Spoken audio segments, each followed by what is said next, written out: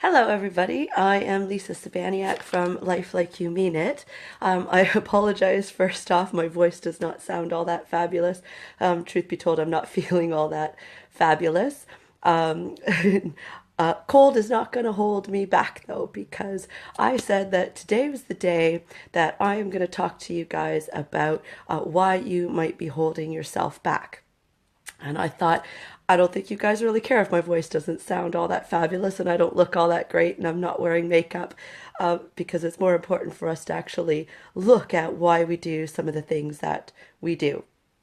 So I thought the best way for us to start this would be for us to talk about New Year's resolutions, because it's still technically January, but we're far enough into January that most people have kind of forgotten their New Year's resolution already.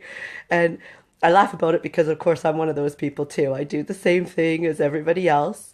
So I thought, let's take a look at something like that, right? A big New Year's resolution that's common for most people is to talk about getting fit, right? Oh, I'm going to eat better. I'm going to exercise regularly, and I'm going to lose weight, and I'm going to fit into that dress I haven't fit in for so long, and whatever it is.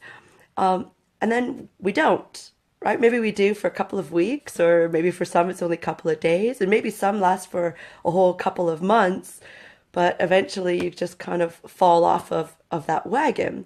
And that kind of it sparks a question for me if there's nothing wrong for you to set a goal for yourself to better yourself in some sort of way.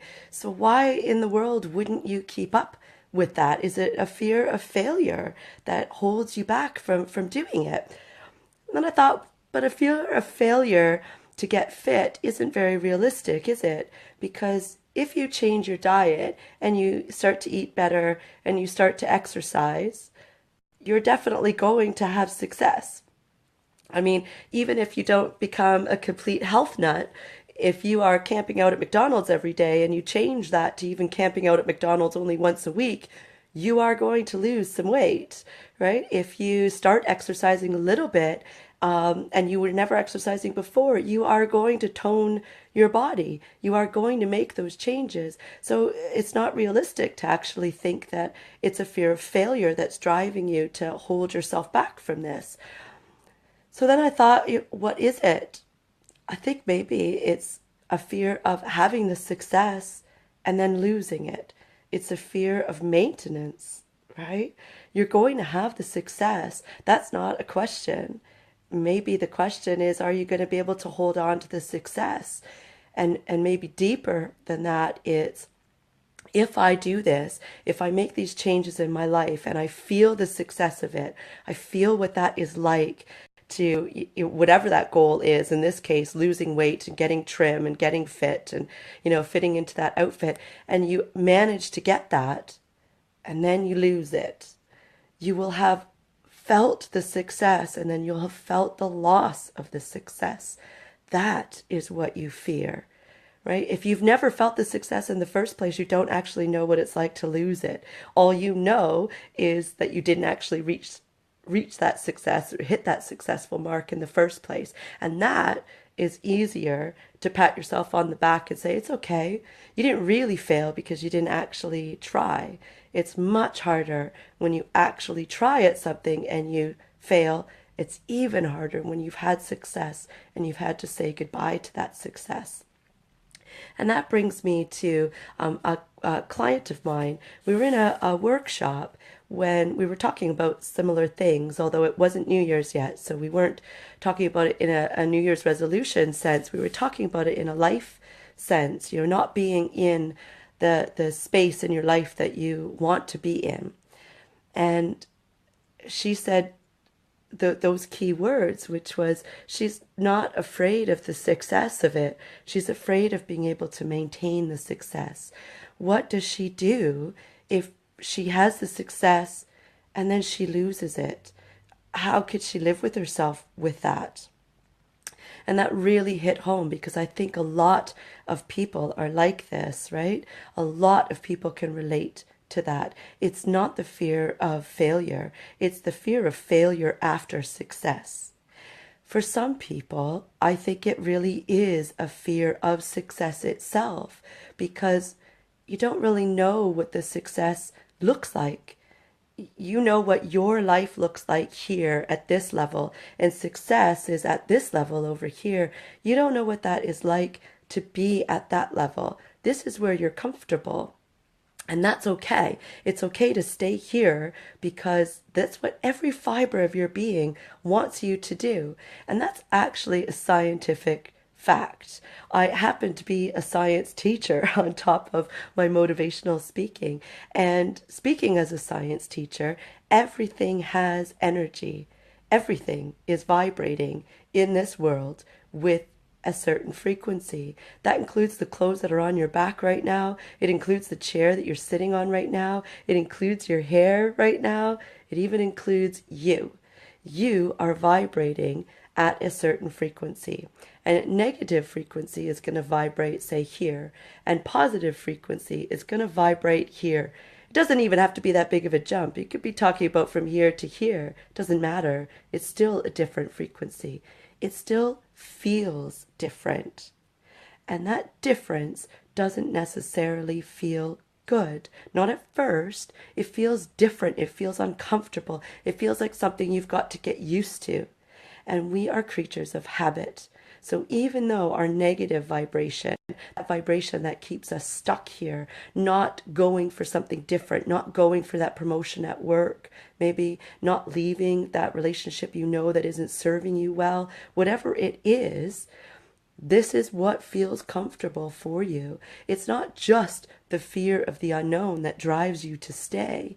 It is that vibration that is comfortable that drives you to stay. And as soon as you vibrate at a higher level than that, at a different frequency for that, it feels weird. It feels different. And your first reaction is to pull back and go back to your safety net.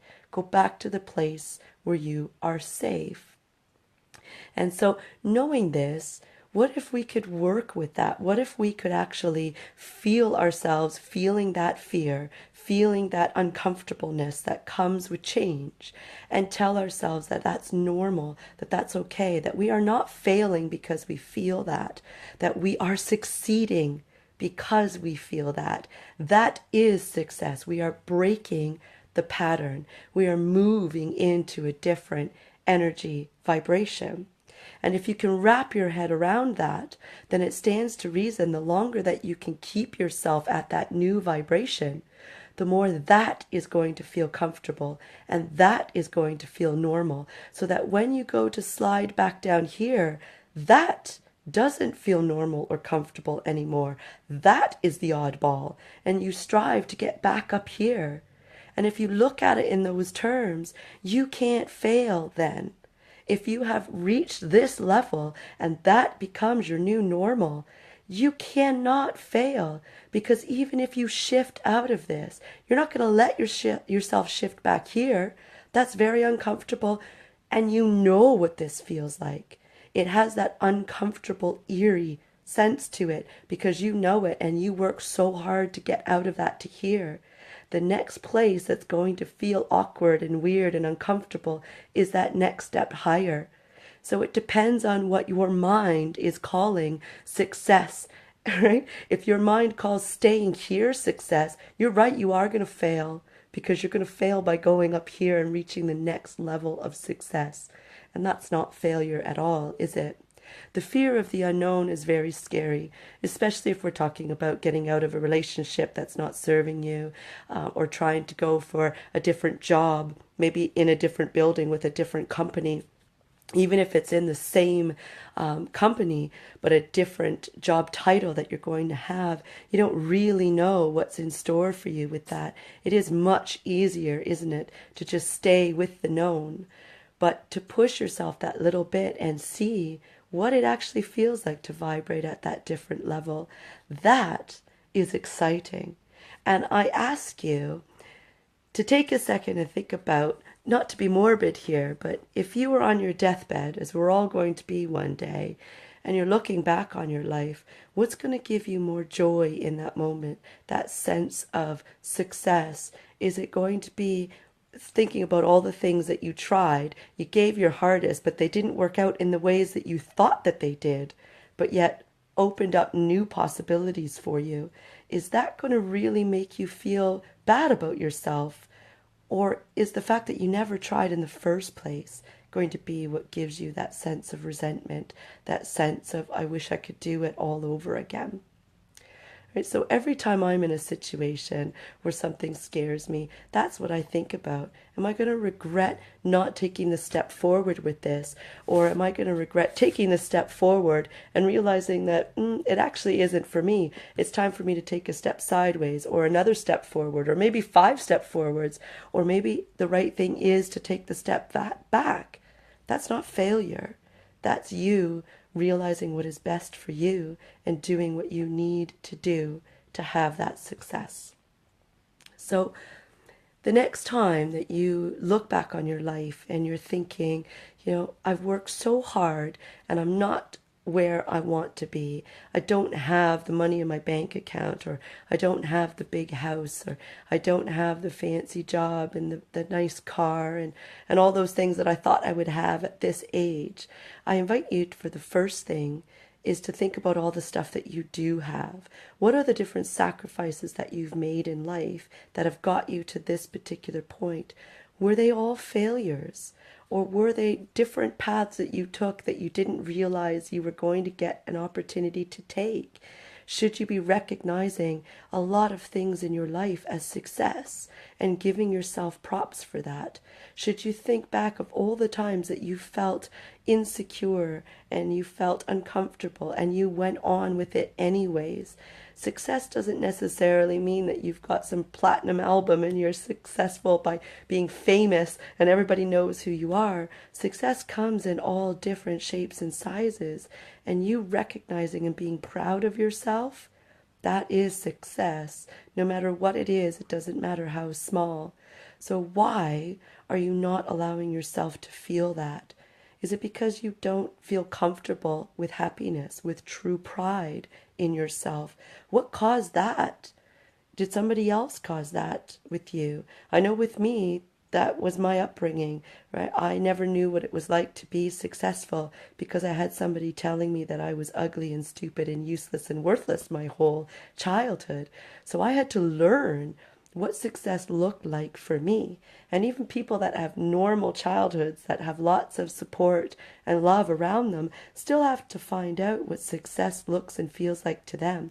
We've got all these supermodels and race car drivers and, entertainers around us that's what we end up thinking that success is. But our society needs all kinds of normal, regular, everyday people in it to actually be successful. Right? We need to have people that are going to take our rubbish away for us, right? That doesn't mean that they're any less special than somebody who is providing something else for us in the form of, say, entertainment, right? Success is how you feel about yourself. At the rock bottom of it, you need to feel like you deserve to have happiness in your life. And once you feel like you deserve to have happiness, you'll start to see that you have happiness all around you. And once you do that, there's nothing really that holds yourself back, because you'll end up realizing that you had happiness even in times of turmoil, even when things didn't work out your way, even when you thought that you were going to be here, but you weren't. You were actually somewhere over here.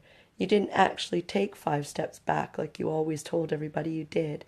You took a step sideways. It just didn't match what you thought your goal was at that particular time. And guess what? There were still lots of people around you that loved you and supported you and were happy for whatever path you were on.